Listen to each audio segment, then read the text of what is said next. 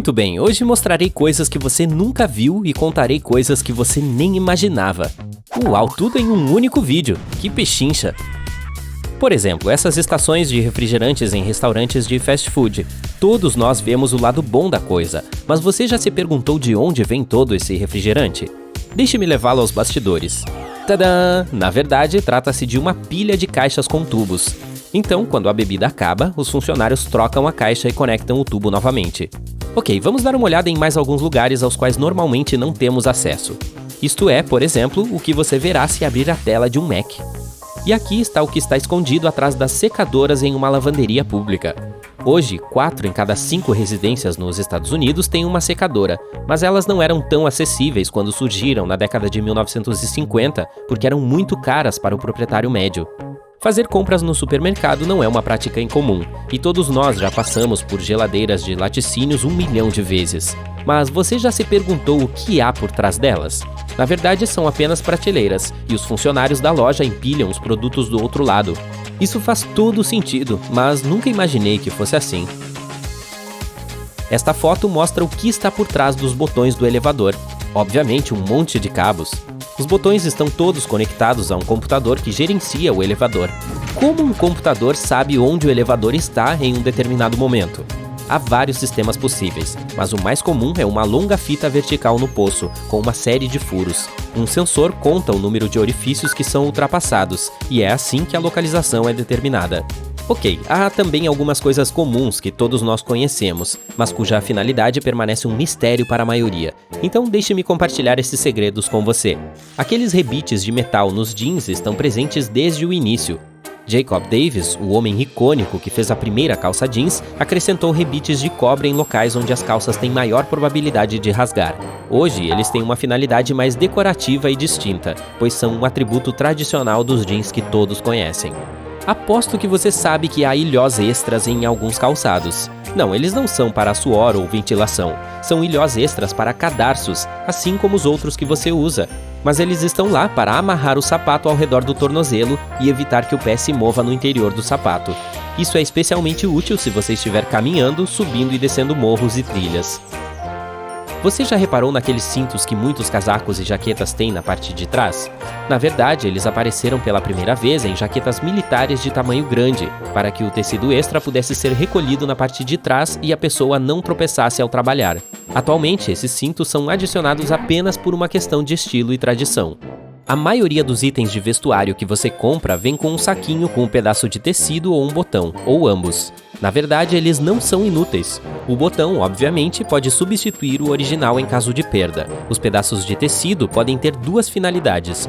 Você pode remendar um furo, mas a sua principal função é fornecer uma amostra do tecido para que você possa testar diferentes produtos de lavagem e ver o que acontece antes de lavar a peça. Agora, pompons em gorros de lã. Você sabia que os marinheiros usavam chapéus com pompons no século XVIII para proteger a cabeça caso a abatessem acidentalmente? Pessoas comuns os usavam na Escócia, e a cor do pompom significava o status social da pessoa. As pessoas voltaram a usar gorros com esses bonitos itens decorativos durante a Grande Depressão.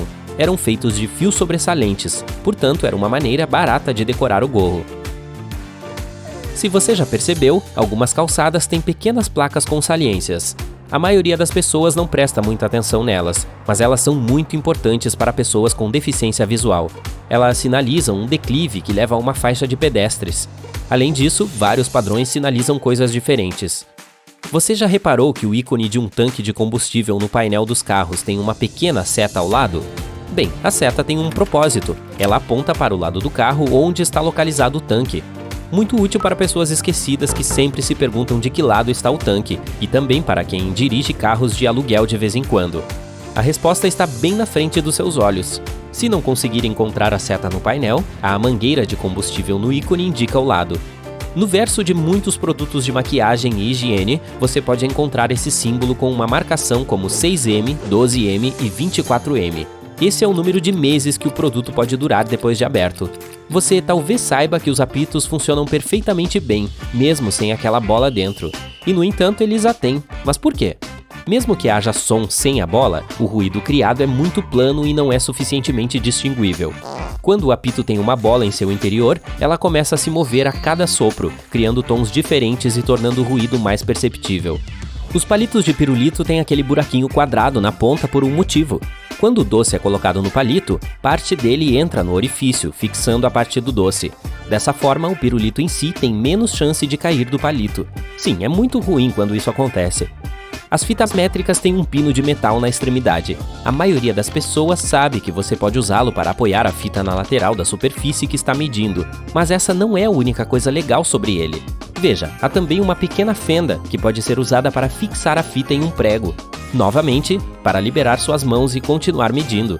A parte inferior da extremidade da fita tem uma borda estriada. Ela o ajuda a fazer uma marca se você não tiver uma ferramenta de marcação à mão. Você já se perguntou por que a lâmina da fita é curva?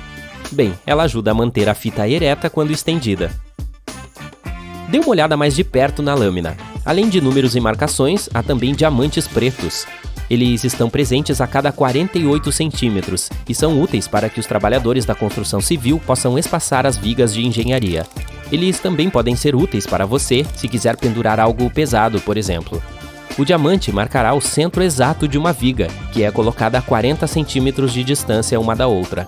E você pode perfurar algo nesse centro para garantir que o que for pendurado esteja preso com segurança. A maioria das moedas tem sulcos, e esse é um legado dos tempos antigos.